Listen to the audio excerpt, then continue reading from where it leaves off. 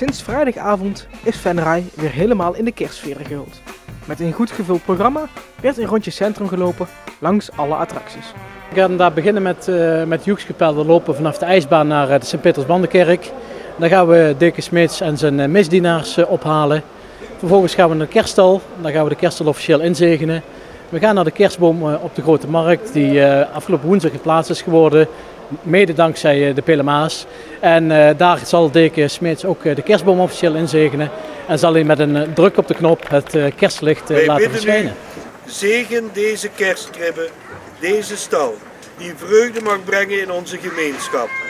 Laat de uitbeelding van het grote geheim van de menswording het geloof van ouders en volwassenen ondersteunen, de hoop van kinderen doen herleven en in allen uw liefde doen toenemen.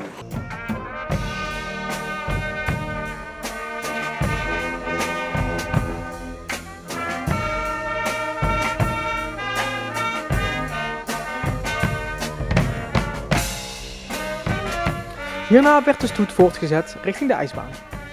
Na de zegening van Deke Smeets was het aan voorzitter Henk Numan en Toon Lonen om het lintje door te knippen.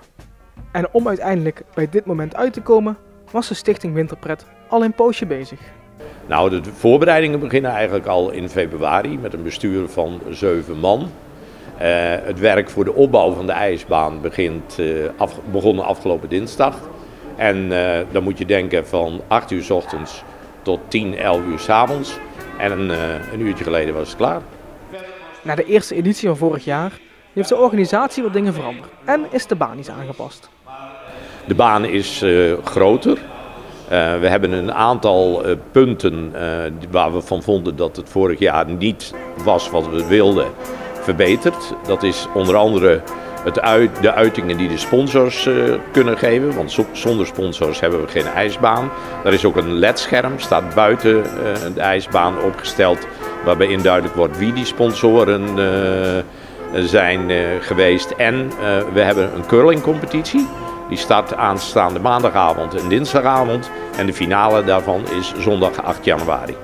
Op het andere gedeelte van de ijsbaan, en dat is ook eigenlijk nieuw, willen we dan eigenlijk alleen maar peuterschaatsen toestaan. Dus echt kindjes van 3, 4 jaar die alles een keer een schaats aan willen trekken. En dan hopen we tot de hele ijsbaan volstroomt met de Venrayse jeugd. Om hier de komende 3 weken in ieder geval veel schaatsplezier te beleven. Van de 3 kerstattracties is de kerststal het idee dat als eerste geboren werd. Nou, de kerststallen zijn een initiatief wat al heel wat jaren wordt gedaan. De organisatie is met name in handen van Pierre Pijpers en Joep Krijnen, die volgens mij al een jaar of 20 de organisatie samen met de schutterij Sandakke Gil Sint-Jan op zich nemen. Het bijzondere is omdat we eigenlijk in deze tijd met de kerststal proberen aan te geven dat in deze tijd, ja, de tijd van barmhartigheid, de tijd van gezelligheid, samen zijn, vrede met name, wat er de afgelopen tijd natuurlijk bijspeelt, dat willen we ook overdragen. En daar heeft de kerststal daar een unieke bijdrage bij in onze ogen. En zo geeft de stal aan de organisatie een belangrijke invulling voor Kerstmis. Maar wat vindt de bezoeker eigenlijk belangrijk aan Kerstmis? Kerst, dat ik gewoon lekker bij de familie ben, samen met de kinderen, lekker weer eten. Gewoon, ja, gezelligheid. In ieder geval het feest van de vrede.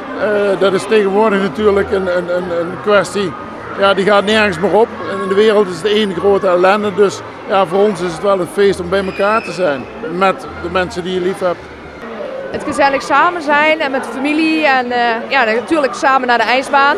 Gezelligheid, warmte, met je familie samen zijn en vooral lekker eten en drinken. Kerstmis voor mij persoonlijk betekent gezelligheid en een fijn gevoel met elkaar. En ik hoop ook hier rondom een ijsbaan een gevoel te voelen, wat ik vorig jaar ook heb gevoeld. Dat je af en toe eens thuis zegt, van laten we even naar de ijsbaan gaan, laten we een drankje gaan drinken, laten we daar even gaan kijken. Nou, met name wat ik al aangeef, inderdaad, ja, de tijd van barmhartigheid, de tijd van vrede. We hebben het afgelopen jaar in de hele gemeenschap eigenlijk toch gemerkt dat iedereen angstig is geworden. En we trachten ook met Kerstmis in ieder geval toch het gevoel van de familie, de saamhorigheid, de gezelligheid. En hopelijk de wereldvrede is misschien wat ver, maar in ieder geval wel de Venrayse vrede daarin te kunnen bewaren. In de kerstboom op de Grote Markt kan iedereen nog zijn of haar kerstwens ophangen. Mijn kerstwens is dat we het allemaal volgend jaar heel goed zullen hebben en vooral gezond zullen blijven. Dat wij gezellig samen zijn en gezond 2017 in kunnen. Gezelligheid, vrede voor iedereen. Dat iedereen gelukkig en gezond blijft, dat vinden we natuurlijk een beetje een standaard verhaal. Maar dat we vooral in deze tijd waarin we toch op de proef gesteld worden, toch elkaar vinden en bij elkaar blijven en genieten van de dingen die we hebben.